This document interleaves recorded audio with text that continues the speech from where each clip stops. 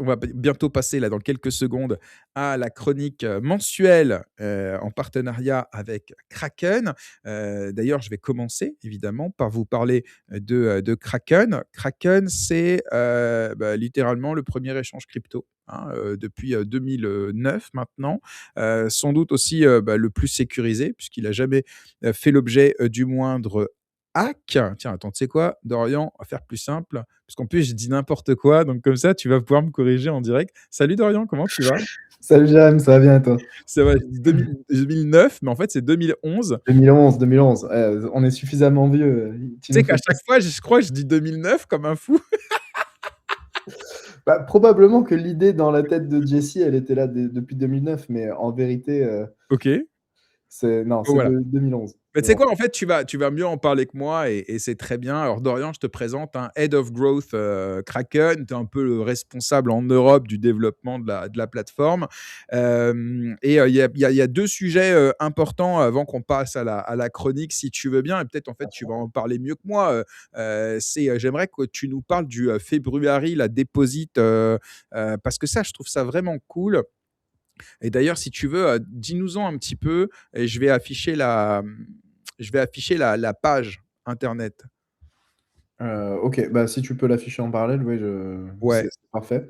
En gros, hop. c'est une offre, qu'on fait, vraiment pour, jusqu'au 9 mars, donc pour, cette période, là, qui a commencé du, C'est 2 mars, hein, heu, on c'est dirait. jusqu'au 9 mars normalement. Ah Donc, ouais? c'est Bon, sur le site web officiel? bah, ouais, je l'ai pas créé pour l'occasion. Ah bah, merci. Allez, ça fait un rapport de plus à faire. Donc Et effectivement, ouais, c'est donc le jusqu'au 9 9 non mais tant mars. mieux, c'est une bonne nouvelle parce que ça veut C'est une dire bonne qu'on a un nouvelle. peu plus de temps. Il y a une semaine en rab. Une semaine OK. en rab. En gros, le principe, il est assez simple, c'est on vous propose de faire de Kraken votre nouvelle plateforme pour du long terme et pour ce faire, on vous propose 3 directement sur l'ensemble de vos dépôts nets. Donc que ce soit en crypto ou, en fiat, vous venez avec ce que vous avez. À la fin de la période de promo, donc, dans les 2 semaines suivant le 9 mars, vous recevez 3 directement de ce montant jusqu'à 1 000 000. Donc, typiquement, ça veut dire que vous pouvez gagner jusqu'à 30 000 pour ceux qui sont, les plus chanceux d'entre nous et ça per ça permet, en gros de faire un rendement annualisé, qui serait de 12 instantanément, sur vos avoirs. Donc ça, c'est, comment dire? Une offre Non, qui c'est bien en s'adresse plus, évidemment. les sous là qui vous offrent en plus, vous pouvez directement les investir. Donc Tout à fait. ça c'est Donc c'est cool pas aussi. c'est pas un bonus qui est bloqué, tout à c'est ce qu'il faut préciser. C'est qu'une fois que vous l'avez, vous pouvez, trader sur la plateforme et cetera. La seule chose, c'est évidemment que votre montant sur la plateforme doit rester, similaire en termes de valeur, en prenant en compte évidemment les variations du marché, hein. Il ne s'agit pas de négliger l'impact de la volatilité. Mais tout ce que vous avez déposé en dépôt net doit rester similaire et pour conserver ce bonus qui devient une sorte de minimum sur le compte dont vous devez disposer. Et donc vous pouvez encore une fois relocaliser tous vos avoirs crypto, etc., que vous souhaitez mettre sur une solution centralisée. Vous pouvez venir les faire travailler sur Kraken et ceci pour comment dire, dans un point de vue de long terme, puisque encore une fois, l'aspect important avec Kraken, c'est qu'on est là pour durer, qu'on a tout fait pour être les plus sûrs possibles avec des solutions qui fonctionnent sur le temps long. Et avec l'actualité, d'ailleurs, on en parlera un petit peu durant la chronique, on l'évoquera, Mmh. mais avec l'actualité qui se tend, surtout dans un contexte européen, on n'est pas forcément sûr des plateformes qui seront là demain, et cetera. C'est notre vocation d'être cet acteur sur lequel les utilisateurs peuvent compter sur du long terme et pouvoir, encore une fois, venir accéder à tout type de produits. Aujourd'hui, sur Kraken, il n'y a pas évidemment que de la crypto, il y a aussi des actions tokenisées, il y a des commodités tokenisées, que ce soit l'or, l'argent, et cetera. Donc, venir, explorer tous ces aspects qui autrefois auraient pu être, décalés sur plusieurs plateformes et aujourd'hui peuvent être, tous explorés depuis Kraken directement. Non, mais c'est cool. Vraiment, c'est bien d'avoir une maison unique, pour tout ça, donc régulé, sécurisé, bien sûr et ouais, tu disais, d'ailleurs, pour le coup, je crois il y a les autres plateformes, c'est pas ouf en ce moment. Il y en a qui partent. On parle de Gemini, on parle de Mmh, tout à fait. BitGet. Il y en a qui sont pas encore Mika. Donc pour l'instant, ils bénéficient de la clause du grand-père là, jusqu'au 31 mars grâce au PSAN. Mais si demain, ils n'arrivent pas à passer Mika, ils ne pourront plus offrir de prestations de services sur actifs numériques. Donc les rares plateformes qui sont Mika aujourd'hui, vous allez devoir vous partager le gâteau et en même temps, vous l'aurez mérité parce que Fonctionnalité. ah oui, c'est ça le truc, c'est surtout ça. C'est que, en même temps, c'est mérité parce que vous avez fait ce qu'il faut pour être régulé et Dieu sait que ça coûte cher et que c'est hyper compliqué. Mais là, maintenant, effectivement, vous allez être responsable du marché français et en l'occurrence européen, parce qu'il y en a plein qui se barrent et qui décident, en fait, non, ça nous saoule, en fait, c'est trop compliqué d'être en Europe. Tout à fait, puis ça dépend de la rentabilité qu'ils peuvent en espérer aussi et c'est vrai que comme les règles, ont été bien mises en place et commencent à cadrer les produits, en particulier les plus rentables traditionnellement dans les boîtes crypto, on pense notamment pour les exchanges, aux produits dérivés, forcément on arrive sur des situations où il y a des business models en fait qui ne sont tout simplement plus rentables et d'ailleurs ça fait aussi partie de la chronique, on va pouvoir un petit peu en discuter. OK, très bien. Bon, en tout cas, les amis, si vous souhaitez soutenir la chaîne et ouvrir un compte sur Kraken, utilisez le petit QR code que vous trouvez en haut à gauche et vous bénéficiez d'un bonus de 15 € pour tout dépôt de 100 € et en plus, vous avez les 3 c'est cumulable, là, on est d'accord? Tout à fait. OK, bon, super. Alors, mon Dorian, je suis très content de te recevoir à nouveau. Donc, on rappelle, hein, Kraken est partenaire de l'émission. Merci pour ça, évidemment. Et chaque mois, tu viendras animer une chronique de une demi-heure, une heure, on verra, hein, pour parler un petit peu voilà, du marché crypto. Aujourd'hui, on va parler sans filtre, hein. Je compte sur toi. D'ailleurs, je vais te poser des petites questions pour être sûr de bien comprendre parce qu'il y a des sujets très croustillants. On va parler de la consolidation actuelle sur Bitcoin et Ethereum. On va parler des flux ETF et des accusations qui visent Jane Street. J'ai lu un truc là-dessus, c'est fou, hein. Les gars, vraiment pour le coup, restez avec nous. L'enquête aussi de Zach XBT, où il avait promis qu'il allait annoncer un gros truc. Il y a eu des effets fous sur Polymarket. Et après, on parlera, on finira justement par un enjeu qui est important à l'heure où les acteurs se centralisent. Il y en a de moins en moins. C'est qu'est-ce qu'un exchange et qu'est-ce qu'un broker. On finira par ça. Alors peut-être d'abord, donc on va commencer, Dorian, si tu veux bien, par ce petit point marché. On en est où sur le marché des cryptos en ce moment? Eh ben, écoute, déjà, je tiens à préciser en préambule que, du coup, j'ai pris des sujets qui n'étaient pas résolus et qui ne sont toujours pas résolus pour certains au moment où on fait la chronique. Donc, il risque d'y avoir du changement, sur, ce que j'ai dit aujourd'hui par rapport à leur résolution. Si vous deviez mettre un pari sur, Polymarket, ne le faites pas à 100 en fonction de ce que je vais dire aujourd'hui et en plus, on a dû, du coup, adapter la chronique, rapidement vu que pour la partie, Zach XBT, on a eu la réponse de son enquête juste hier. J'espère que vous aviez tous préparé vos popcorn.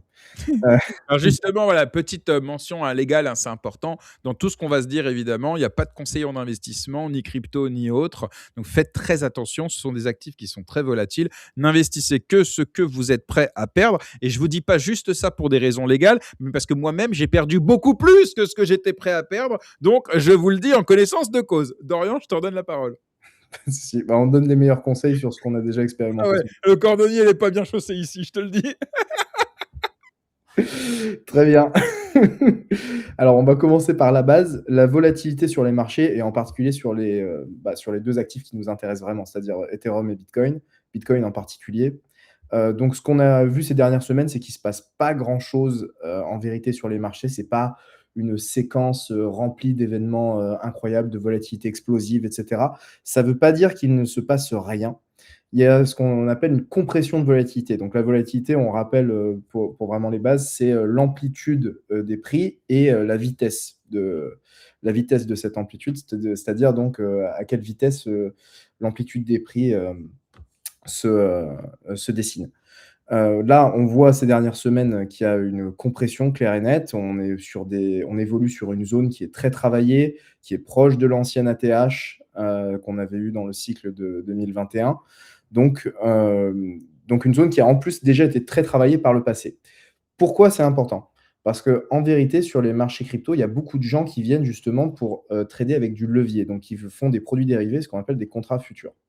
Quand ils font cela, en fait, il y a ce qu'on appelle une énergie qui s'accumule, puisque à chaque fois qu'ils ouvrent des positions futures, ils utilisent le levier, donc ils empruntent pour amplifier leur position, mais ça ne correspond pas à un achat en spot, en réel, donc il n'y a pas de transfert de propriété sur l'actif sous-jacent.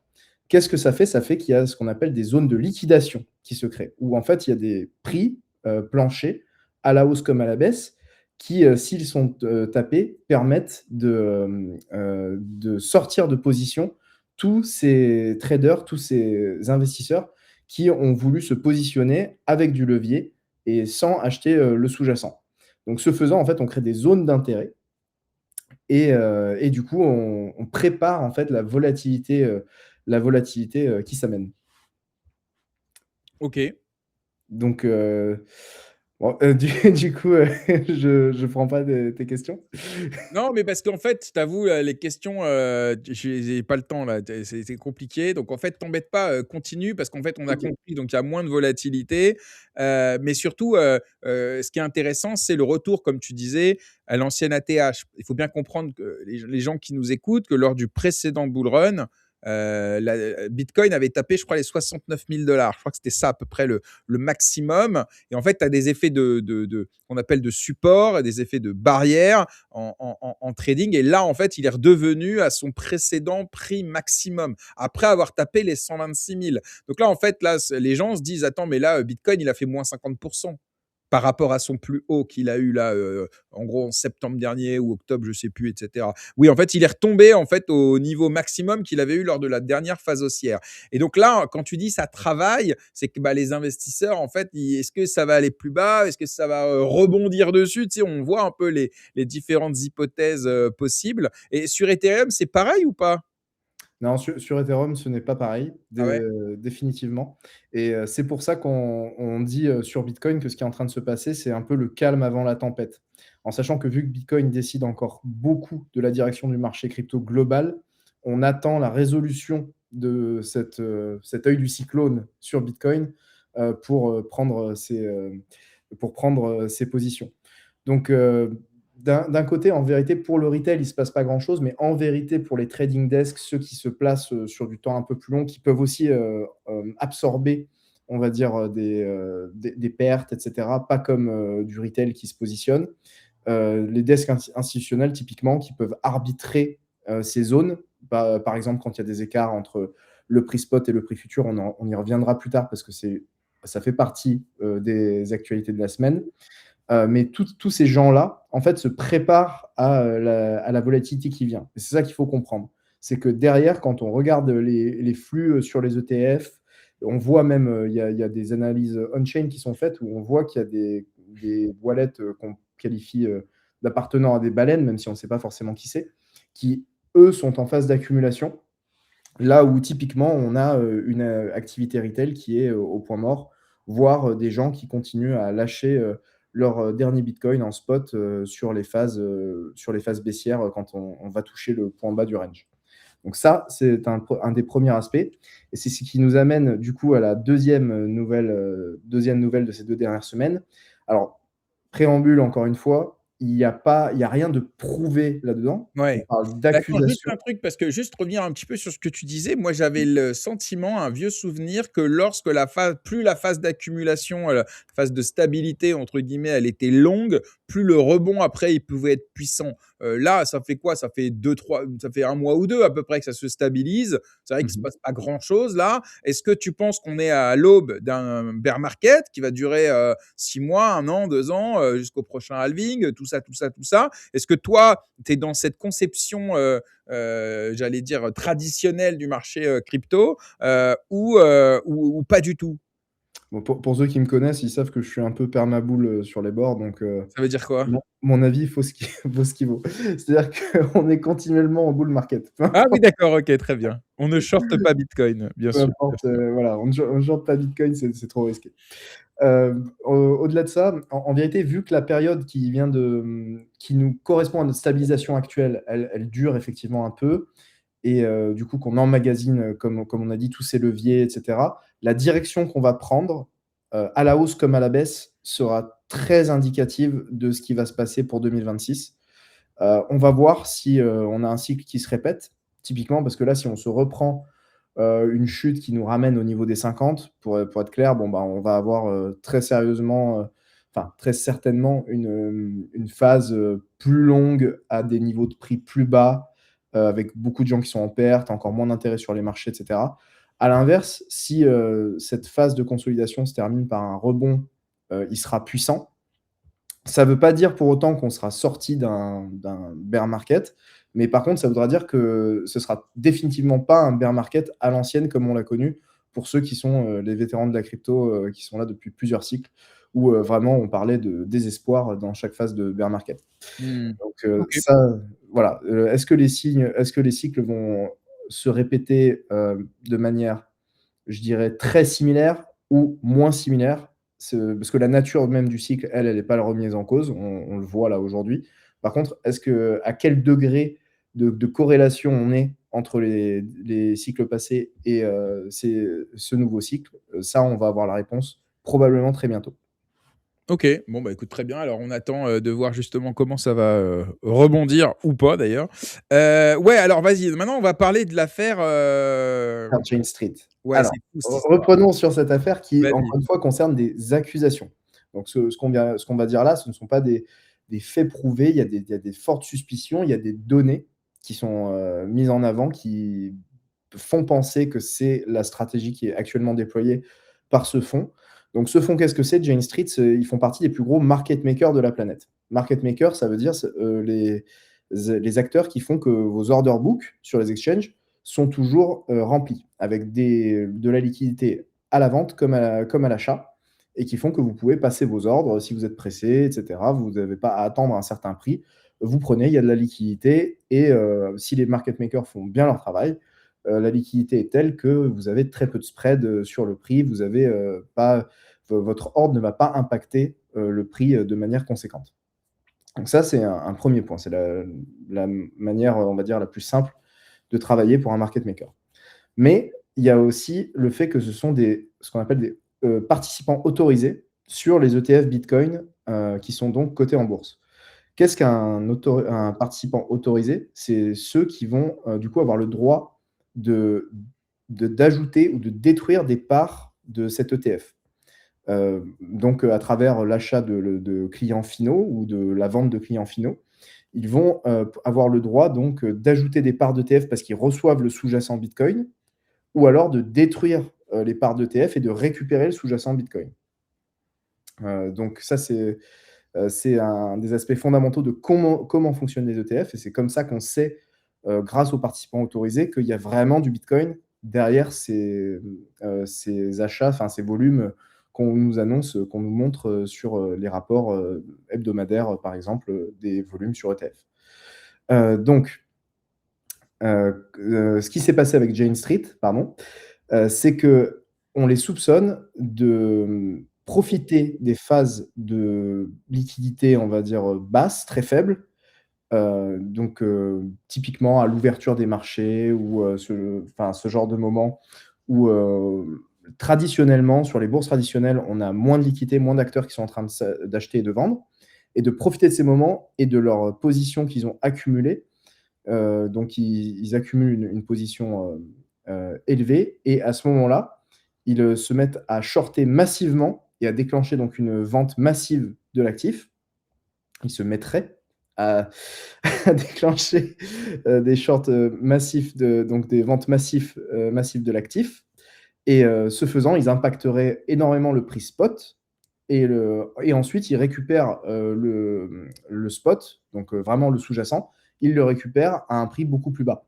Après avoir fait déjà, beaucoup de bénéfices sur, sur les futurs, donc sur les produits dérivés, en shortant massivement, en sachant eux, puisqu'ils ont ces informations, ils voient, les participants qui sont en phase 2, le nombre de participants sur le marché et cetera. Ils arrivent à estimer la liquidité et à, prévoir, à anticiper la liquidité qu'il faudrait pour arriver vers un tel niveau de prix ou en tout cas vers un tel impact sur le prix, spot.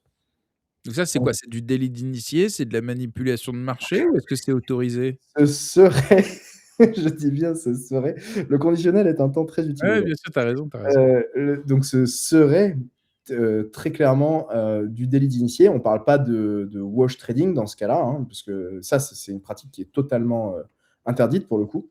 Donc de créer des ordres, entre guillemets «à soi-même» qui sont uniquement là pour, générer une impression de volume et pas un volume réel. Ils ne sont pas en train de faire du spoofing non plus. Ils ne sont pas en train de faire des faux ordres au marché, de donner des fausses indications.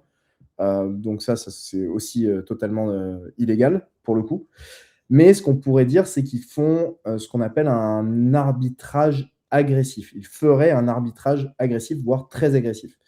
En vérité, ce genre de pratique est, assez courant sur les marchés financiers traditionnels, sauf que la liquidité est bien supérieure et donc quand on fait un arbitrage agressif, il faut des moyens démultipliés par rapport à ce qui se passe sur les ETF Bitcoin qui restent, malgré l'énorme, liquidité qui a été amenée grâce aux ETF, Bitcoin, aux États-Unis, la liquidité sur Bitcoin reste quand même moindre par rapport à ce qu'on connaît dans les marchés financiers traditionnels, en particulier sur les marchés des dérivés.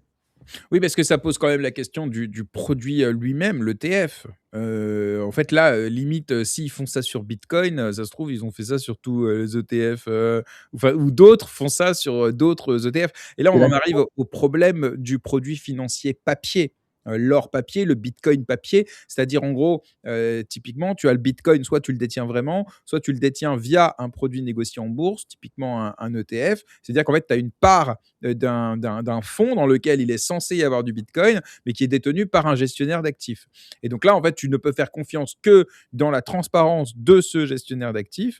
Et sinon, bah, en fait, tu investis sur du papier, sur du vent en vérité. Et et ça en pose. plus, on a une spécificité, c'est que là, en plus, vu que le participant est, encore une fois, participant autorisé, il a des informations effectivement, donc tu voyais, le conflit, potentiel d'intérêts qui était, mis sur la table avec, donc comment dire? Des pratiques qui peuvent en découler, qui pourraient en découler, qui créeraient des notions de conflit d'intérêts, d'informations d'insider et cetera.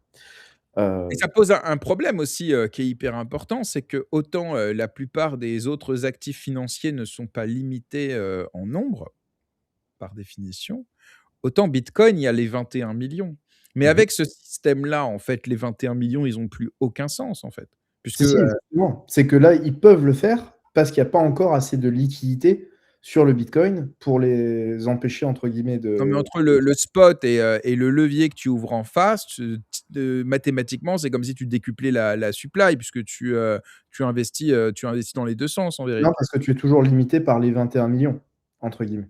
Mais, dans la spéculation, je on s'abstrait de ces 21 millions d'une certaine manière, Un puisque ordre de en change, ce n'est qu'une vente à découvert, hein. C'est-à-dire qu'on passe un contrat avec, quelqu'un qui a effectivement les bitcoins, qui les vend au marché spot. OK. Il y a toujours un lien, in fine avec le spot pour le coup. La limite des 21 millions, elle reste d'actualité. Le seul problème, c'est qu'ils font ça à l'échelle de ce qui reste un micro marché aujourd'hui et ce qui se passe sur les ETF, ce qui se passe sur le marché en particulier, des ETF, en plus, aura tendance à donner une tendance générale parce que le marché, crypto reste un marché, encore une fois, volatile, où il y a beaucoup d'émotionnel et quand il y a des journées rouges qui se dessinent, même au-delà de l'émotionnel, des acteurs, des traders et du retail, il va aussi y avoir, les algorithmes qui sont tous «paramétrés» entre guillemets, de façon très similaire. C'est-à-dire qu'encore une fois, on voit les zones d'intérêt, les zones, qui sont propices aux liquidations et cetera, on les voit et si, nous les voyons à notre échelle, d'acteurs, individuels, ne vous en faites pas, les acteurs institutionnels les voient aussi. Ils savent vers où il faut tirer le prix spot pour aller chercher une liquidation, que ce soit à la hausse ou à la baisse. Donc, en vérité, c'est plutôt la taille du marché par rapport à la taille des acteurs qui agissent aujourd'hui dessus qui aurait tendance à poser problème. Mmh. J'ai entendu parler aussi, il y a un truc, c'était, tous les jours à 10 heures du matin, ils dumpaient, ils shortaient, Bitcoin à la même heure et d'ailleurs, il y a des liens aussi avec, Terra Luna puisque je crois que, il y a un des gars l'un des gars sur, comment il s'appelle, Jane Street. voilà, Jane Street, bah, il paraît que le stagiaire qui avant, il bossait chez Terra Luna et donc il avait app La chance, c'est tout ce que je dirais. C'est fou cette histoire. Et donc, c'est-à-dire que tous les matins à 10 heures du mat, il shortait, je crois, Bitcoin. Et attends, et alors, il s'est arrêté. Visiblement, la pratique s'est arrêtée au moment de l'enquête sur Terra Luna. Et ensuite, dès que l'enquête est terminée, ça a repris. Surprenant. C'est fou, hein? C'est coïncidence exceptionnelle. Bon, alors, Absolument. de quoi est-ce que c'est le nom, tout ça? Parce que sans rentrer dans les détails techniques, et en plus, on ne sait pas, ça se trouve, on va découvrir des choses dans les prochains jours et les prochaines semaines. Qu'est-ce que ça signifie finalement? Est-ce que la réponse, finalement, c'est pas d'acheter du Bitcoin et de le garder en custodial et de pas faire confiance à la financiarisation, voire demain la tritisation du marché crypto, parce que Bah, finalement, il deviendra aussi pourri que le marché financier traditionnel. Alors, je demande ça au mec de Kraken, tu vas me dire, c'est peut-être un peu chiant, mais je suis obligé de te poser la question parce que là, on a ce sentiment un peu de dégoût. En fait, dans tous les cas, on se fait en lec par les gestionnaires, non? en vérité, l'ETF spot, ça reste, comme je l'ai dit, hein, lié à un vrai sous-jacent et ils sont obligés de détruire des parts, d'ETF quand des acteurs vont vendre leur spot, et qui récupèrent du coup, le sous-jacent, eux, à titre de participants autorisés. Donc il y a quand même ce lien, je dirais que c'est là, actuellement, on peut vraiment dire que c'est l'exploitation d'une structure, d'une déficience structurelle. C'est, vraiment, ce sont des acteurs massifs qui sont habitués à Ils sont des que tailles 4 de à être marché. autorisés autour de l'ETF Bitcoin et lui, c'est le plus gros des 4, je crois. C'est énorme le truc. Ah oui, oui, tout à fait, tout à fait. Mmh. Non, c'est pour ça que justement, dans ce contexte-là, heu, on peut voir encore une fois que, Bitcoin n'a pas encore acquis son statut dans les faits, d'or digital. Il l'a déjà dans nos esprits. On parie sur le fait que ça le sera, mais il y a beaucoup d'éléments encore une fois, Mais parce qu'il y a pas ces trucs-là dans les ETF or ou dans les produits structurés autour de l'or, à ton avis? si, justement, mais sauf que encore une fois, ça fait pas varier les prix, de la même façon parce que le Mmh. marché de l'or, il est à une market cap de 10 fois supérieure à Ouais, celle de c'est ça qui fait la différence beaucoup. Bah oui, forcément. En gros, que les gens comprennent, en fait, plus, le market cap est important, plus la capitalisation boursière d'un actif est importante, plus il faut mettre d'argent pour faire varier le cours, typiquement. Et donc forcément, quand l'actif est plus petit, bah, il suffit de moins d'efforts pour faire varier le cours et donc derrière, f arbitrer pour en tirer avantage. OK. exactement. Heu, Petite question, dans les commentaires, c'est intéressant. Moi, j'avais souvenir que le délit d'initié, ça existe pas en crypto, mais là, on ne parle pas de crypto, on parle de finances traditionnelles puisque c'est un ETF. Donc le délit d'initié, on est d'accord qu'il s'appliquerait. Tout à fait OK, parfait. Hem, et c'est pour ça d'ailleurs on va répéter qu'il s'agit d'accusations, Bien que sûr, rien n'a encore été évidemment. prouvé. Enfin, tu si, Jelly, je sais pas, comment ça s'appelle? Jane Street, il m'attaque. Mais c'est pas moi, c'est Kraken, démerdez-vous aux États-Unis. Bon, attends, il y a un mec qui est pas d'accord dans les commentaires. Le Cour lien, il est juste fait avec le funding, les produits dérivés, c'est comme l'or papier. Après, les ETF, c'est sur du spot normalement. Tu as compris? Moi, j'ai heu, Bah, oui, voilà, non, les ETF sont sur spot, mais du coup, ils couvrent leur position. En fait, vu qu'ils savent ce qui est en train de se passer en termes de liquidité sur l'ETF spot, ils peuvent préparer leurs ordres en produits dérivés, ce faisant et bon, bah, bénéficier du funding fee, ça, à la limite, enfin, c'est anecdotique, à ce niveau-là, vu qu'ils savent qu'ils estiment qu'ils vont gagner un certain montant, sur les ordres short. Donc d'un côté, ils vendent, ce qu'ils ont accumulé en spot en détruisant des parts, par exemple, ou en rachetant. En même temps, ils shortent.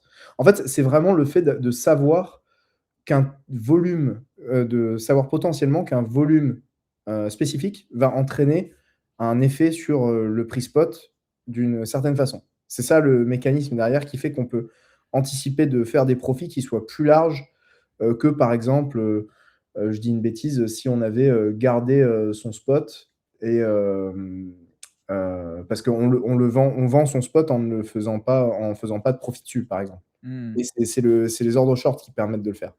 OK. Et en Bon, plus de racheter, c'est encore une fois son sous-jacent à un prix, en prix spot, bien plus faible. OK. Bon, je t'avoue, moi, j'ai vu passer le truc un petit peu. Je crois qu'en plus, Idriss Aberkan en a parlé. Il y a Cryptomage qui a traduit un résumé de l'affaire sur Twitter. Donc, si vous Mmh. voulez aller vous renseigner, allez-y. Et ouais, donc, c'est-à-dire, c'est que l'information, elle sort un petit peu des crypto bros. C'est normal, hein, c'est quand même un gros truc. Les choses sont encore à l'étude, donc pas de certitude sur tout ça. En revanche, moi, voilà, ce que ça me dit, moi, en écoutant tout ça, c'est que Bitcoin devient un actif comme un autre, quoi. Et en fait, il subit les mêmes manipulations que les autres. Alors, un peu plus parce qu'il est plus petit. Mais en vérité, rien de neuf sous le soleil. Et c'est là où on peut espérer peut-être que le régulateur et les autorités de contrôle fassent leur travail. Parce que Oui, non, parce que les règles, elles sont déjà là. Les et règles, elles oui, sont déjà et là, elles moi, doivent la juste être preuve, appliquées. l'affaire dure au moins depuis 2022, voire 2021. Enfin, ça fait des années quand même que ça dure cette histoire. Ça durerait l'histoire.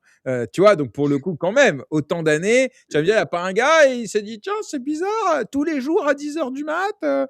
Bon, bref, on verra quand même, mais bon, ça pose question. Et d'ailleurs, ça nous questionne aussi, nous, en Europe. On dit, oui, il y a trop de régulation et tout ça. Et là, tu as une affaire qui est visiblement du fait, pas forcément d'un manque de régulation, mais d'un manque Des d'application de la régulation. Ça pose question quand même. Ouais, c'est vrai. Bon. peut-être aussi des capacités, du régulateur et des autres acteurs à vérifier les informations, qui sont supputées. Ça, c'est autre chose, aussi. C'est-à-dire créer un cadre qui permet effectivement, de vérifier le respect des règles. Parce qu'en vérité, sur les marchés boursiers européens, il se passe la même chose, hein. C'est pas du tout, quelque chose, enfin, il se passerait en théorie la même chose, sur, certains actifs. Ouais, ok. Bon, faites gaffe, les amis, en tout cas, avec votre oseille. C'est déjà assez dur pour le gagner. Oui, Investissez-le dans des. on est encore dans cette phase de transition, mais l'idée, c'est qu'arrivera un moment où, contrairement avec l'or papier, ce sera très risqué de faire ce genre de stratégie sur Bitcoin. Parce que justement, il n'y a pas de Bitcoin papier. Et c'est ça qui fait que si on arrivait à une certaine market cap, du coup, ce genre de manipulation, on les verrait certainement, beaucoup moins, voire inexistantes, parce que ça correspondrait à une perte potentielle, assez énorme. Bah ça, c'est intéressant ce que tu me dis. Ok, ok. Donc ça, c'est le point positif alors. Donc en gros, il faut que Bitcoin grossit pour être plus fort en fait. Mais d'ailleurs, c'est le cas depuis le début, hein. La résilience du consensus ça dépend aussi évidemment du poids. Bien, Zach XBT. Alors, Le je dis la XBT, bon. vérité. J'espère que vous avez apprécié la séquence. C'était quand même quelque chose. Alors moi, je Beaucoup l'ai, je l'ai, je l'ai suivi de très très loin. En gros, il a tease un truc en disant: «Je vais vous révéler un truc le 28 février». D'ailleurs, pourquoi on parle aujourd'hui? Il a révélé, ça y est? Oui. Ah, mais il avait pas dit le 28? Non, il me semble pas, il avait dit le 26. 26? OK, Ouais, pardon. 26. Donc il a fait un teasing dans lequel il a dit: «Je vais révéler un truc et ça va être huge». Et il y a eu plein de spéculations et notamment sur Polymarket. Est-ce que tu peux nous expliquer et qu'est-ce qu'il allait révéler? C'est quoi tu nous dis pas c'est quoi, hein, tu spoil pas, hein, ça tu regardes pour la Alors, fin. Mais d'abord, j'ai envie de vivre l'histoire. Comment vous, là, les crypto bros, vous l'avez vécu? Qu'est-ce que à quoi tu as pensé? Les gens, ils ont parié sur quoi et tout? Voilà, raconte-nous un petit peu. OK, alors on voit, cette nouvelle sortir, de Zach XBT, son thread, long Peut-être pour thread, ceux qui connaissent, pardon, je réfléchis, ah mais oui, il y a des gens peut-être qui exact. connaissent pas Zach XBT. Il y a des gens qui sont pas tout le temps sur Twitter. C'est qui ce gars? C'est un espèce de hacker, cyber. C'est ce qu'on appelle, un white hat, donc Ouais. quelqu'un qui a des compétences informatiques, mais qui les met au service, entre guillemets, qu'il n'aimait pas son propre, service, dans une recherche de profit, ou d'arnaque, des autres utilisateurs et cetera, mais plutôt pour, obtenir des informations et mettre, à jour des informations qui, sont, en général, on va dire, cachées et cetera. Du Donc coup, il typiquement, il va par exemple faire de la recherche on-chain, il va tracer les wallets pour aller retrouver des trucs, il va dévoiler aussi des malversations, des trucs, des nanani. Et en fait, le gars, il se finance soit sur un pourcentage de ce qui a été retrouvé, soit par des dons. Il y a des gens qui lui donnent, qui lui font des dons. Et là, j'ai appris, le gars, il bosse pour Pump Fund, non? C'est vrai ou pas ça? heu, T'as pas le entendu parler de ça? le gars, Bah, Zach XBT, il bosse pas chez. On l'a accusé de travailler chez Ah, PubFun? j'ai pas vu de preuve de ça. Après, sur ZachXBT, il s'est dit tellement de choses, sur les réseaux qu'en général, quand je vois pas quelque chose de sourcé, je prête pas attention. Je vais quand même vérifier parce que c'est important de Mmh. savoir d'où il parle, quels intérêts il pourrait peut-être avoir, parce que je crois que c'est aussi au De cœur toute de façon, je ne vais pas citer l'histoire. de nom de protocole et je vais pas citer de nom d'exchange, Ah ouais? bah non, non. Pourquoi? Parce que, du coup, vous pourrez aller vérifier et puis ça gardera un petit peu de suspense pour ceux qui n'auraient pas suivi l'affaire. OK. Du coup, il a annoncé, il y a quelques jours qu'il avait fait une enquête majeure qui visait une entreprise, l'une des plus rentables du secteur de la crypto. Donc toutes les spéculations, ont immédiatement commencé et donc une entreprise qui aurait, joué contre ses utilisateurs, qui seraient même allés les extorquer, hein, tout simplement, et qui se serait servi d'informations, de délits d'initiés, oui, d'insider information, comme on dit, donc informations, privilégiées, pas encore accessibles au marché, et cetera. Donc immédiatement quand il a sorti ce thread, il y a ce qu'on observe depuis, que Polymarket est vraiment devenu quelque chose de célèbre. Donc c'est des employés, hein, qui auraient détourné des données internes pour faire du délit d'initié. Tout à fait. Donc c'est pas la plateforme en elle-même, c'est des employés de la plateforme. C'est Oui, alors le simple. sous-entendu quand il a fait son premier thread, c'était que, la plateforme était au courant. Ah ouais, d'accord, OK. Encore pire. OK, pardon, je te redonne Il y la avait il y avait pas eu de il y avait pas eu de, comment dire? De mesure de la plateforme, contre cette pratique. Donc, OK. quand on tolère ce genre de pratique, c'est que en tant que plateforme, enfin bref. Donc mais dans tous les cas, ça allait être, un événement marquant, donc pour la plateforme concernée, pour évidemment les gens qui allaient être outés, et cetera. Donc, Donc là, juste pour que les gens comprennent, là, quand tu as un gars comme ZachXBT, c'est un lanceur d'alerte, le gars. OK, c'est comme si demain, Julian Assange ou Snowden, il dit: «Les gars, je vais vous parler d'un pays, d'accord, qui a fait, je sais pas moi, non mais si, bah attends, c'est pareil, qui a fait oui, un nouveau, truc de la NASA là, surveillance de masse. Je vous dis pas quel pays, mais c'est un énorme pays qui, surveille toute sa population». Tu vois? Et donc là, à ce moment-là, tu as tout le monde entier, tu vois, qui prend des paris. Ouais, à mon avis, c'est la France. Non, ça doit être le Royaume-Uni. Non, c'est la Germanie, tout ça, ok. Et là, les gars, ils font des paris sur Polymarket. Donc, c'est une plateforme de prédiction, de marché prédictif. mmh. Donc, tu achètes un token oui ou un token non en fonction de l'hypothèse qui est proposée. Après, bah, tu gagnes en Donc tu fonction peux des. même créer ton propre token de réponse, hein. Voilà, en plus c'est permissionless et tout ça. Et donc là, il y a toutes les supputations. Donc là, peut-être des gars, ils se sont dit, ça se trouve, c'est Kraken. Ça se trouve, c'est. Mais Et non, mais et bah, justement, il n'y a pas. on a personne qui s'est dit à Mais aucun moment non! que ça pouvait être Kraken. Il y Si a ça pas un ne mec qui a venait lancé le pari sur Kraken? personne. Bon, c'est bien, c'est-à-dire que vous avez une bonne image de marque. Et donc les Heu, gens, ils ont pensé à qui alors? À quelle plateforme? Donc ultra rentable. Les gens, ils ont pensé à quoi? Ils ont pensé à des gros exchanges, beaucoup plus en vue que celui qui a finalement été annoncé, Donc quoi, mais genre Binance, ils les ou plus d'autres? gros, Ah, tu veux pas dire les noms? non. Et quoi, par exemple, il y a qui? Il y a qui comme plateforme? Il y a Si vous Binance? ouvrez le top, Ils ont dit CoinMarketCap Coinbase ou pas? Dis-moi oui ou ou non? quoi? Ils ont dit Coinbase ou pas?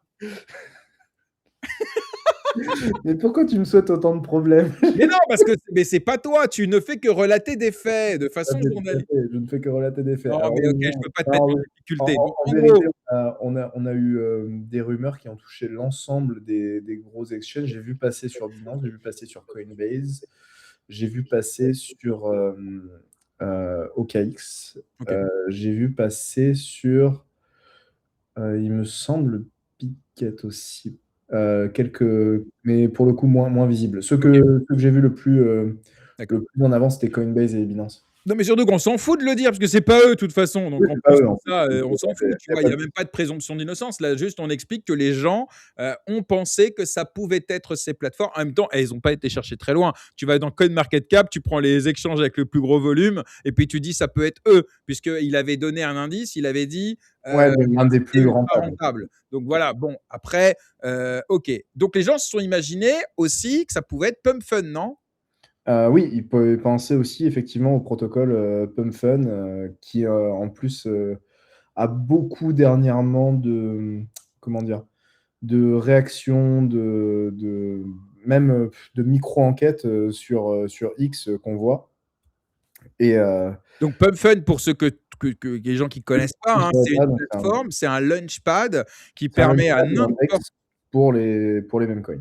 alors pas seulement, mais en gros qui permet à n'importe qui de créer un jeton et de le lancer. Alors il a Oui. été massivement utilisé pour les meme coins en 2024-2025. C'est devenu la plateforme de référence si tu veux lancer ton meme coin. Et donc il y a des soupçons, bah, d'ailleurs c'est normal, hein, que bah, l'équipe, peut-être, il pouvait y avoir des insides et tout ça. Et d'ailleurs le token Pump, si j'ai bien compris, il s'est effondré parce que bah, voilà, les gens ils ont dit ça se trouve c'est Pump, alors ils ont shorté le token, tout ça. Donc alors pourquoi est-ce que c'est important tout ça? Parce que Mais c'est des milliards de dollars sur Polymarket, c'est aussi des tokens comme le Pump, mais peut-être d'autres, hein, j'ai pas tout suivi, j'en sais rien. Ils ont peut-être aussi perdu des milliards de valorisation. Donc en fait, sur un gars qui dit demain je vous révèle un truc, tu as des milliards de dollars qui partent en fumée ou au contraire des milliards de dollars qui viennent parier sur ça. Et en fait, ça, c'est un événement. Ça, c'est rigolo quand même. Au-delà de l'affaire en elle-même. alors c'est rigolo, mais c'est pas que rigolo. Ah, Philosophiquement parlant, ça pose aussi des questions parce qu'en en vérité, on avait déjà cette trend qui avait commencé, hein, sur les événements politiques où les gens, du coup, pouvaient mettre, vraiment leur argent là où ouais. ils pensaient, ce qui allait arriver et du coup, c'est très différent de quand on vous demande votre opinion, dans la rue, au micro et cetera parce que là, Parce que vous tu as skin in the game. Tu mets de l'argent sur la table, donc tu as moins intérêt à mentir, quoi. OK. exactement. Et du coup, ce qui devient un état de fait, grâce à des trucs, des protocoles comme, Polymarket, les marchés prédictifs en général, c'est le narratif lui-même qui devient quantifiable. On trade le narratif. On trade le narratif et donc c'est la réputation derrière de chaque partie qui devient aussi quantifiable. Si on a vu, alors là, en plus, il y aurait apparemment eu du délit d'initié dans le délit d'initié puisque J'adore. C'est puisqu'il génial. y aurait un wallet de quelqu'un qui serait lié, à l'exchange qui a finalement été révélé, comme étant Ouais. la cible de l'enquête de ZachXBT, qui aurait misé sur cet acteur une somme, anormalement élevée à un moment, donné et cetera. Donc en Et plus Zach XBT, il explique en disant: «Bah oui, mais bon, j'ai dû interviewer des gens et donc c'est inévitable que certains aient pu avoir, l'information indirecte avant», et ce qui est d'ailleurs tout à fait normal, quoi. tout à fait. Donc on est, en fait, on a toujours les mêmes soucis que dans les des marchés traditionnels d'ailleurs, hein, encore une fois et pas que les marchés financiers, même, les marchés de l'attention, de l'information et Mmh. cetera. C'est-à-dire qu'il y a des acteurs qui peuvent, avoir, une action qui ne soit pas, qui respecte pas les «règles» entre guillemets. Parfois elles sont non écrites ou elles sont entendues, mais en tout cas, il y a toujours des acteurs qui vont, avoir plus d'impact et cetera. Là, par exemple, cet employé ou cette personne qui aurait eu les informations en avance et qui, du coup, s'est servi de ce trade, sur Polymarket, de cette possibilité de parier, sur, un événement dont il connaissait, l'aboutissement, qui lui a permis, de s'enrichir et cetera. Ouais, et Ça, c'est c'est là où on en revient, voilà, sur la notion de délit d'initié. Et en fait, ça devient à l'ère où l'information s'échange en quelques secondes, voire beaucoup plus rapidement, et où tu peux parier sur tout et n'importe quoi. Ouais, je comprends philosophiquement, c'est hyper compliqué. Alors moi, je le vois d'un point de vue très gambling, en fait, où je trouve ça assez drôle. Après, il faut juste, et ça c'est parce que tu pourras pas empêcher les délits d'initiés, tu pourras pas empêcher un gars d'avoir l'information avant les autres, c'est pas possible. Et tu peux pas non plus l'empêcher, sauf à un Minority Report, tu vois, d'aller vérifier les gens avant qu'ils fassent quelque chose. Tu peux pas empêcher. Après, tu peux condamner lourdement, faire des enquêtes, tout ça, mais proactivement, j'arrive pas à voir vraiment comment on peut empêcher ça. En OK. revanche, sauf peut-être tu me diras, mais en tout cas, ce sur quoi on a la main, toi, moi, et évidemment d'autres beaucoup plus que nous, c'est d'informer sur l'existence de ces délits financiers et de se dire que, voilà, quand vous investissez, sachez que bah, quand il y a une information sur une hype ou une information sur tel ou tel événement, prenez conscience que peut-être tu en as d'autres beaucoup plus riches que vous qui ont eu l'info avant et qui peut-être vont en tirer parti. En fait, dès que tu as conscience de ça, bah, peut-être tu investis mieux ou tu investis moins ou tu investis de façon plus intelligente. Mais bon, après, un monde sans délit d'initié, voilà, je suis un peu cynique, hein, mais je me dis, bon, ouais, ça fait partie du jeu, quoi. C'est peu probable. Mais par contre, ce qui est vraiment, comment dire? Ce qui est vraiment, plus philosophiquement impactant, c'est qu'on peut parier sur, le narratif en lui-même, mais encore une fois, le la réputation de chaque participant à, ce narratif. Mais ça veut dire Et quoi? Ça veut dire que typiquement, prenons Kraken où personne n'a parié que ça pouvait être vous. Ça veut dire que d'une certaine manière, vous avez, été récompensé d'une certaine manière de votre travail réputationnel, depuis toutes ces années. Donc tant mieux. oui, c'est un peu ça l'idée, mais ça veut dire aussi que ça te laisse une marge de manœuvre, comment dire? Pour créer un narratif qui serait irréel via ces marchés prédictifs et qui aurait quand même une certaine valeur. Là, le Encore une problème, c'est le il y a pas de fumée sans feu. Genre, si les gens non, mais c'est ça, c'est la question, c'est ça, c'est qu'on se dit, en même temps, Binance, bon, il y a eu quand même deux trois affaires, ça pourrait être eux et donc derrière, il y a ce narratif s'auto-entretient et finalement une boîte, elle peut, subir ça c'est ça que tu es en train de dire? oui et derrière, en fait, on en revient, tu vois, toi, tu es dans le marché de l'information avec cette chronique, tu as un enfin, avec cette chronique, avec, ta chaîne Ouais, ouais. de manière générale, tu contribues au marché de l'information globale et tu vois bien les moyens qui sont déployés pour des gens qui diraient, par exemple, qui utilisent un autre narratif que le tien et qui, parfois, vont s'inscrire en faux par rapport à des éléments factuels que tu aurais, mais qui, eux, ont des moyens bien supérieurs et vont pouvoir les diffuser de manière, bien plus large. Ce Cette situation peut tout à fait être reproduite aujourd'hui dans, les marchés prédictifs. Avec des gens qui seraient capables d'être prêts à perdre, cette somme, mais qui veulent contrôler le narratif, ce qui serait plus Mmh. important pour eux.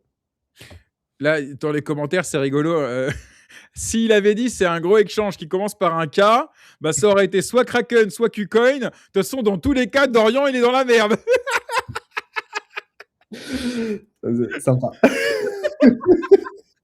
On rappelle, hein, pour ceux qui ne savent pas, que Dorian, il était avant chez Qcoin. D'ailleurs, si vous voulez retrouver l'interview de Dorian, c'est sur la chaîne, c'est dans la partie en direct. Bon, alors, bon, on a bien compris. Alors, finalement, fin mot de l'histoire, quelle est cette ultra rentable plateforme dont les employés auraient manipulé le marché en faisant du délit d'initié? Qui c'est finalement? Donc cette plateforme s'appellerait Axiom. Qu'est-ce que c'est que ça? Je connais pas. C'est Jamais une entendu parler de toute ma vie. Qu'est-ce que c'est que cette plateforme? Tu connais toi? Je n'ai jamais utilisé. J'en avais déjà entendu parler, juste, comment dire? À l'écrit sur X, mais jamais, utilisé personnellement Ça vient et d'où? C'est français? pardon? Ça vient d'où? Des États-Unis, Asie, tu sais d'où ça vient? Très, très bonne question. OK. Bon, Très bah, bonne c'est un question. quoi? C'est un tiers 1, 2, 3, 5, 6. C'est un tiers combien ça? Mmh, on doit pas Non, mais ce qu'il faut comprendre, tu sais, on classe les échanges en tout à fait. tiers. Les tiers 1, c'est Binance, Kraken, Coinbase, tout ça. Après, tu as les tiers 2, après tu as les tiers 3 et plus tu descends dans le classement, plus tu as des échanges un peu sombres, Plus moins il faut éviter régulés, d'y aller, avec moins de liquidité et cetera. Voilà, pour que tout le monde comprenne. plus il faut éviter d'y aller, plus il y a pas de preuve de réserve, Ouais, plus, bien sûr. il arrive que des comptes se fassent bloquer et jamais débloquer et cetera et Voilà. cetera. Et donc, Axiom, Et ça fait partie de quoi? Tiers, on connaît pas, quoi? sub tier 3, je pense, D'accord. ce genre de catégorie et donc l'idée, Donc alors, à ton avis, pétard mouillé, on accouche d'une souris, comme on bah, dit, en vérité, ou pas? je pense que Zach XBT ne s'attendait pas à un tel déferlement. Mmh. En fait, je pense que c'est un cas d'école de ce qui peut se passer aujourd'hui avec les marchés prédictifs et les emballements, sur X dans le monde de la crypto. C'est pas, à mon avis, ça n'a pas été prévu pour, avoir de telles, anticipations, par rapport à ce qui s'est, vraiment passé où on attendait vraiment, qu'un des gros noms, de la crypto, de l'écosystème crypto Donc tombe, il a été pris à son propre jeu du teasing, quoi. il y a contribué, il a joué, mais Ouais, mon opinion personnelle, c'est que ça a dépassé, ce qu'il avait, ouais, ses ouais. anticipations. Mais Ça me en tout rappelle, cas l'archevêque qui nous explique qu'il va nous présenter, le projet de sa parfait, vie parfait et exemple. à la fin, on a une Bitcoin Treasury Company. Voilà. Eric, on on on t'aime bien sur la chaîne, mais On peut rigoler un peu.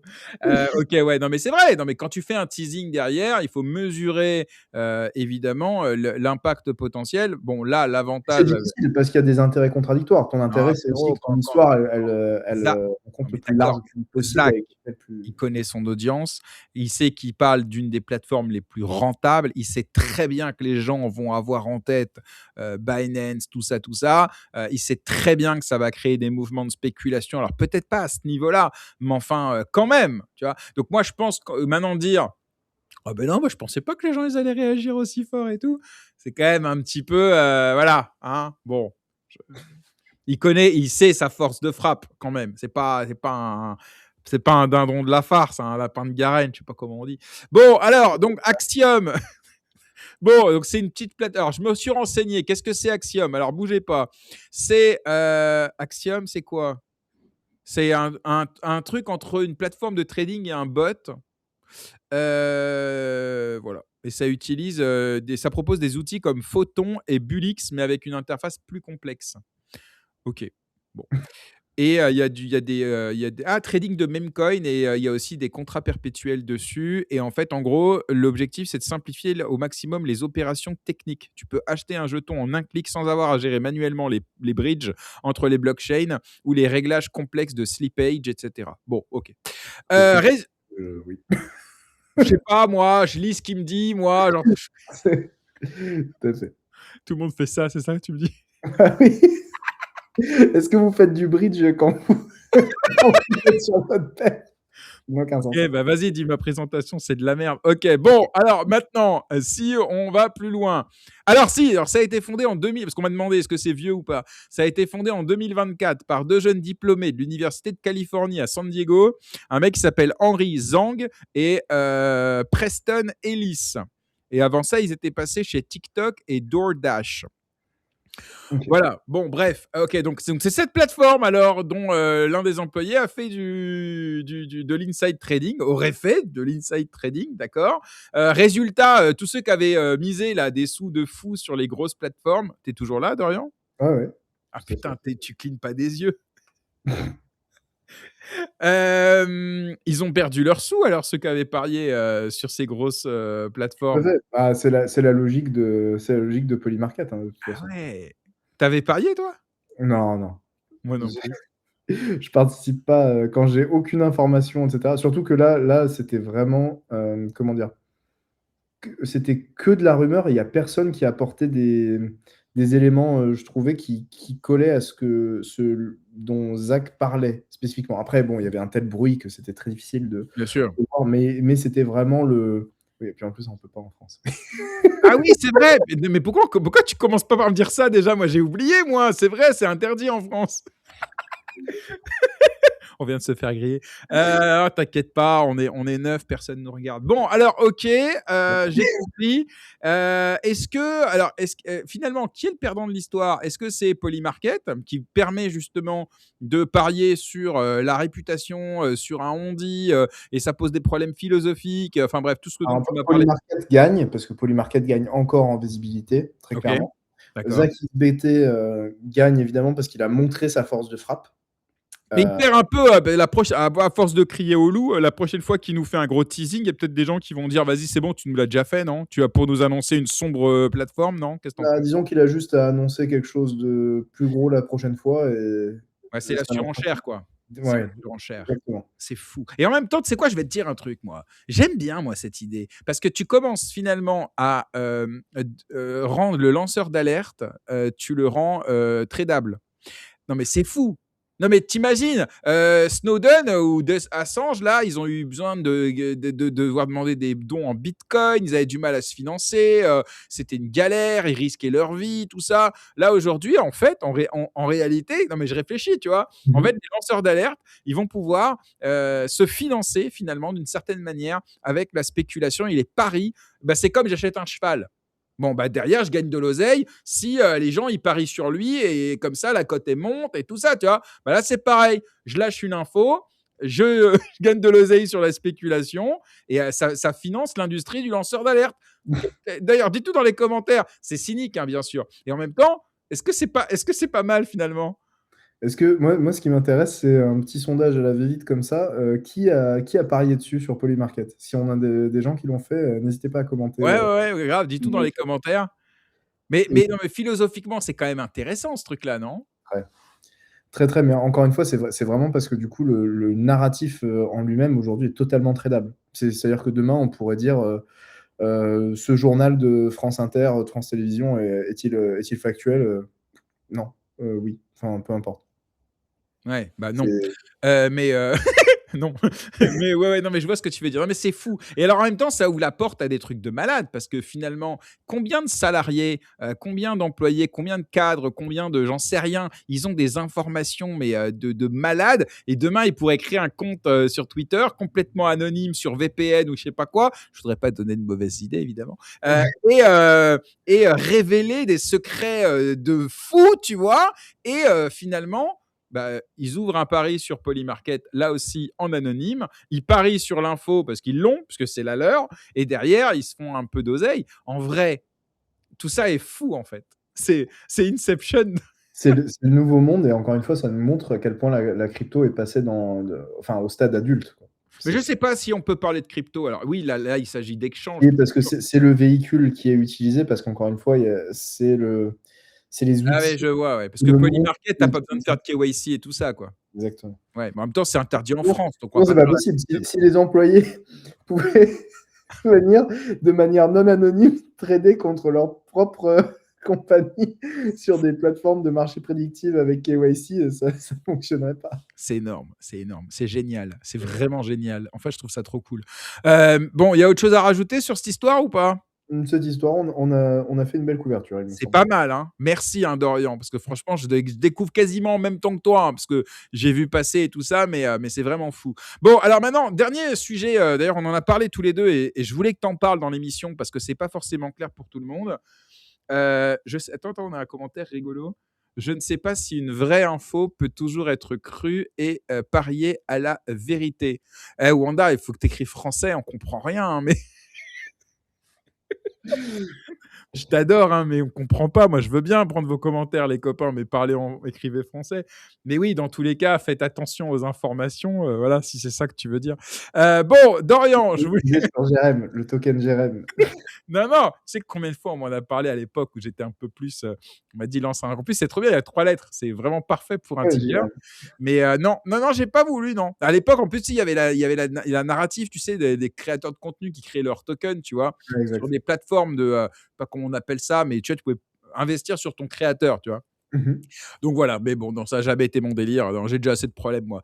Alors, attends, parce que c'est pas fini. Voilà, je voulais que tu nous parles de la différence entre un broker et un exchange.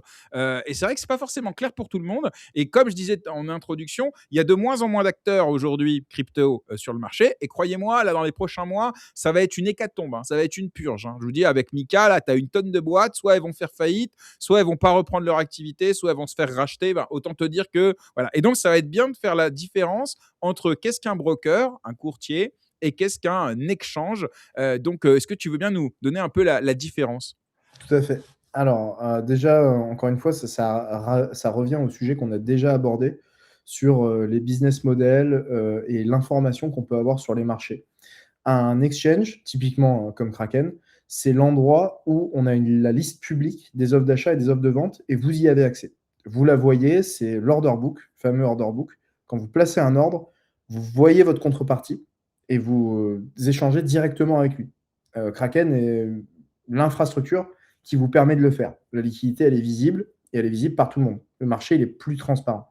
C'est ça la différence fondamentale entre un exchange et un broker qui, lui, donc un courtier, ne va pas vous montrer l'order book, le marché en lui-même, etc. Il va avoir plusieurs options pour réaliser votre ordre, parce que vous allez lui transmettre votre ordre comme vous transmettez votre ordre sur une plateforme d'exchange.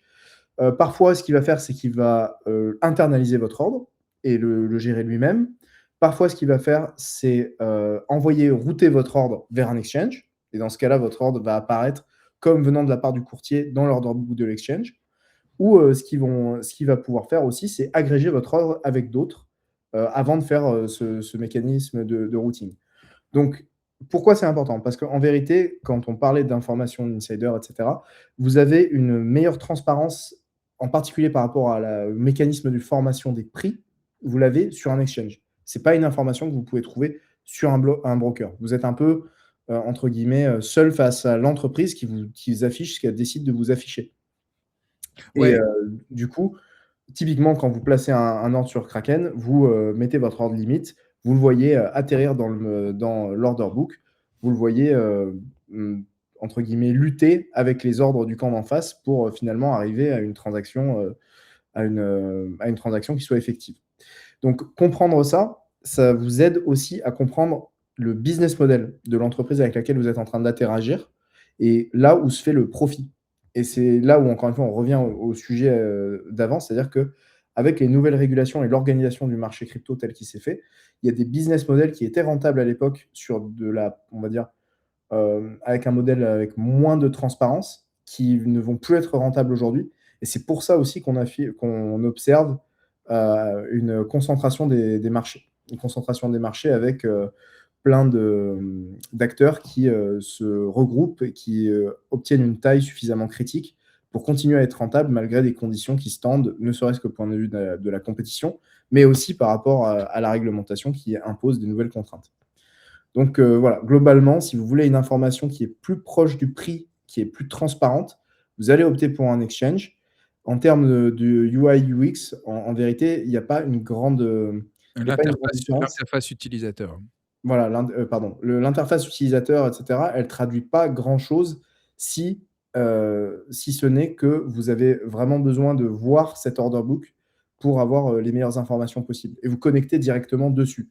Je m'adresse à ceux qui font du trading un peu plus, comment dire? Automatisé, par exemple, avec des algorithmes et cetera, où ils ont besoin de se connecter à la plateforme pour, participer à ces mécanismes, de manière automatique avec des algos qu'ils ont pu soit créer eux-mêmes, soit prendre, chez d'autres, soit payer, chez des fournisseurs et cetera. Dans ce cas-là, vous avez définitivement besoin d'un exchange. Vous ne pouvez pas faire ça auprès d'un broker ou alors vous le ferez de manière évidemment sous-optimale, puisque vous Alors, rajoutez un intermédiaire entre le prix et vous. voilà, donc je vais essayer de résumer et tu me dis si j'ai bien compris. Un broker, déjà, si j'ai bien compris, on achète les cryptos au broker. C'est-à-dire que quand vous achetez des cryptos sur un broker, vous achetez les siennes, les cryptos que lui, il a achetés au préalable. Je crois même qu'en termes de réglementation, c'est obligatoire pour un broker de vendre les cryptos qu'il a lui-même en stock. D'accord. Mmh. Donc déjà, vous achetez pas sur le marché, vous achetez pas en peer-to-peer, vous achetez auprès d'un broker. Deuxième élément, c'est le prix sur un exchange. Le prix que vous voyez, il change à la seconde, d'accord.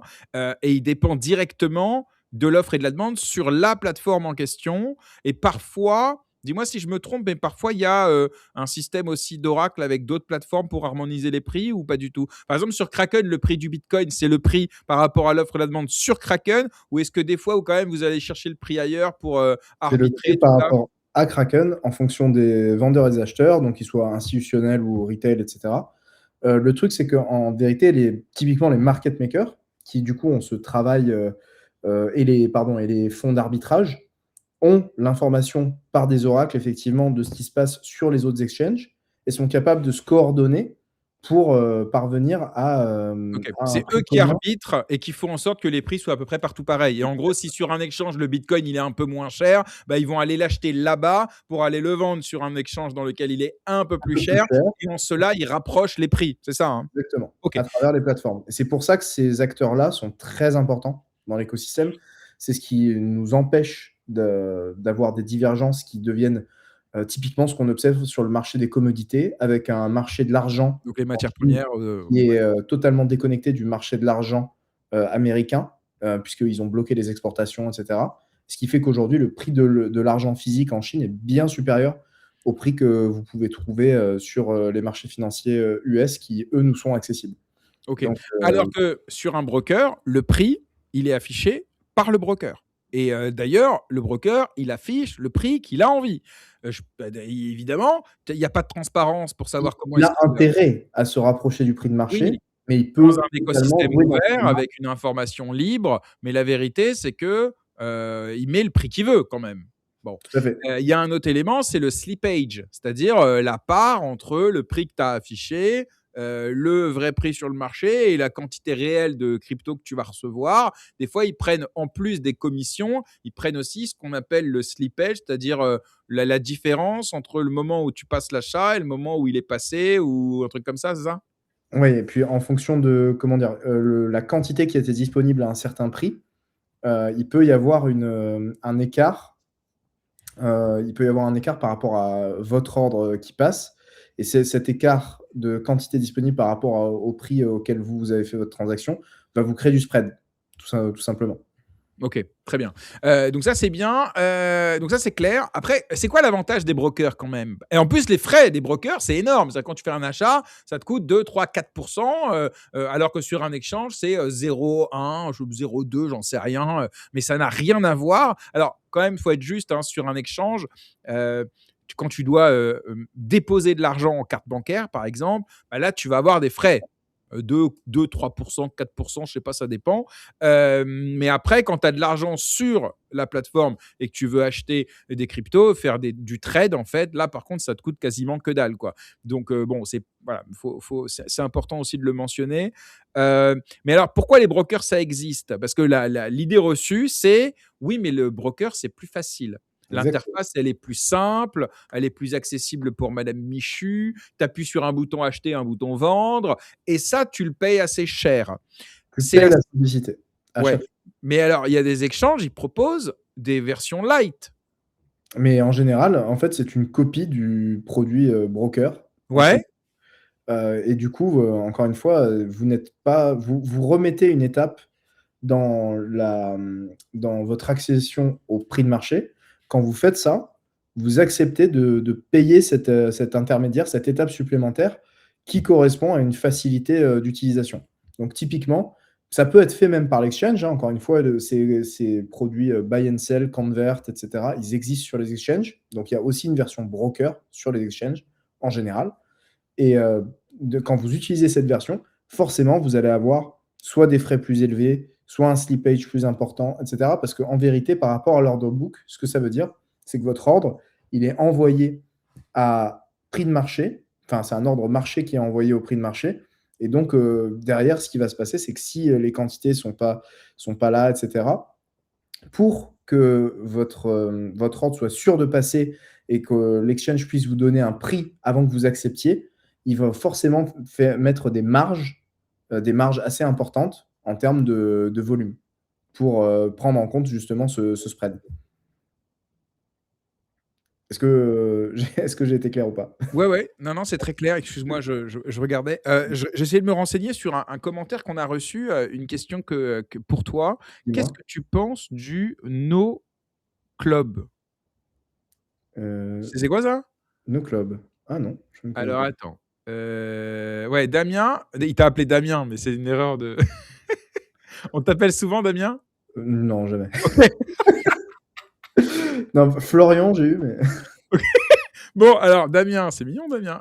Tu en penses quoi des échanges qui proposent du no club? Bon, alors, donc, OK. Donc, qu'est-ce que c'est du no club? Tu veux bien nous expliquer c'est quoi le no club? Parce qu'on ne connaît pas. Bon, OK. Bah, écoute, c'est clair. Donc, en fait, moi, ma question quand même, c'est pourquoi est-ce qu'ils continuent d'avoir des brokers, sachant que les échanges, ils proposent des interfaces qui sont toujours plus intuitives et simplifiées. C'est parce la que mort des brokers, à ton avis, ou non? Il y a quand même de la place pour eux? bah, déjà parce qu'opérer un exchange dans un contexte réglementaire strict, c'est très compliqué. Avoir cet accès effectivement au marché, ce marché secondaire, le vrai, avec les ordres, d'achat et de vente agrégés, qui viennent de beaucoup d'endroits, c'est très compliqué. Alors qu'avoir accès à ce qu'on appelle une pool de liquidité, donc un fournisseur simple, c'est beaucoup plus simple. Et d'ailleurs, on le voit dans les licences qui sont attribuées aux exchanges, globaux en Europe. Vous pouvez aller regarder. Ils sont très rares à avoir aujourd'hui le produit avec, vraiment le carnet d'ordre et cetera. Certains sont en train de le développer. Vous pouvez le voir d'ailleurs, sur CoinMarketCap.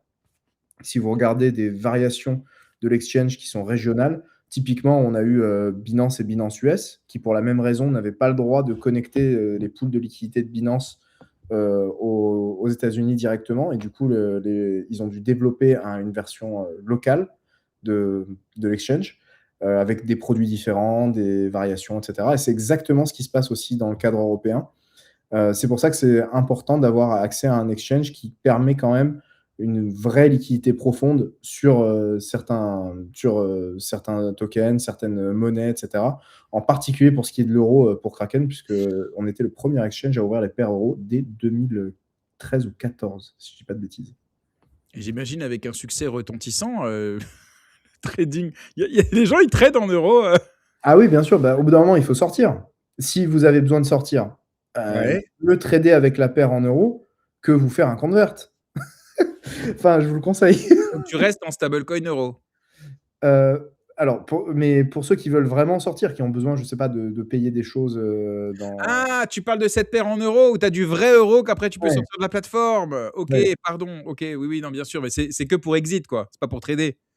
D'accord. Ah ouais, vous avez d'accord, parce que non, mais aujourd'hui, ça me semble évident, évidemment, bien sûr, ouais, non, mais je comprends bien. Alors au départ, tu pouvais pas sortir en euros, c'est ça?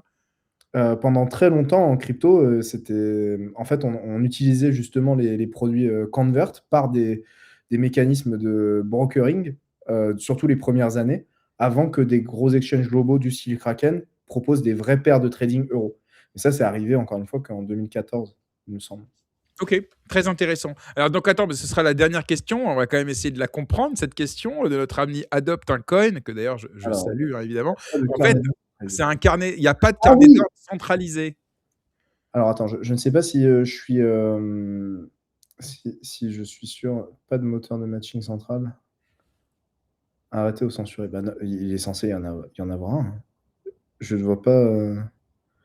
Je vois pas la solution. Je vois pas la solution. Pas de moteur de matching central. S'il n'y a pas de moteur de matching, je vois mal comment ça fonctionne. Bon, vous parlerez entre vous. Ouais. D'ailleurs, je vais vous donner le numéro de téléphone de Dorian, voilà, comme ça vous pourrez lui. Ouais, ouais, bien sûr. Ah, mais nos clubs, du coup, je vais regarder. À la limite, ça pourra faire l'aspect d'un point technique la prochaine fois. OK. Bah, écoute, merci en tout cas, Dorian. C'est hyper intéressant. En tout cas, vraiment les 2 sujets là sur, Jane Street et sur, c'est ça, Jane Street? Non, Ouais. pas du tout, si, ouais, et Zach Il vaut XBT. mieux le faire mal, comme ça, tu ne risques rien. T'as dit quoi? Ouais, non, mais c'est ça, j'ai même plus envie d'entendre parler de ce truc-là. Non, non, mais c'est passionnant. En vrai, c'est vraiment fascinant. L'histoire avec Zach BT, et cetera. Et moi, j'adore l'idée, de la financiarisation de la réputation. Je trouve ça fou. C'est pas nouveau en vérité, parce que ça a toujours fait partie, je veux dire, la spéculation, elle est fondée aussi sur la réputation d'une boîte. Il suffit qu'il y ait une rumeur sur peut-être et derrière ça, donc en fait, c'est pas nouveau, c'est juste que là, maintenant, c'est accessible à tous et Et c'est ultra volatile et ouais, c'est rapide et c'est vraiment, là, pour le coup, et puis en plus, ça peut toucher vraiment tout le monde, quoi. ouais, Avant, pour avoir un aspect, réputationnel important, typiquement Coca-Cola va l'avoir parce qu'ils sont cotés en bourse et qu'on peut vraiment, vendre des actions, ouais. acheter des actions, et cetera.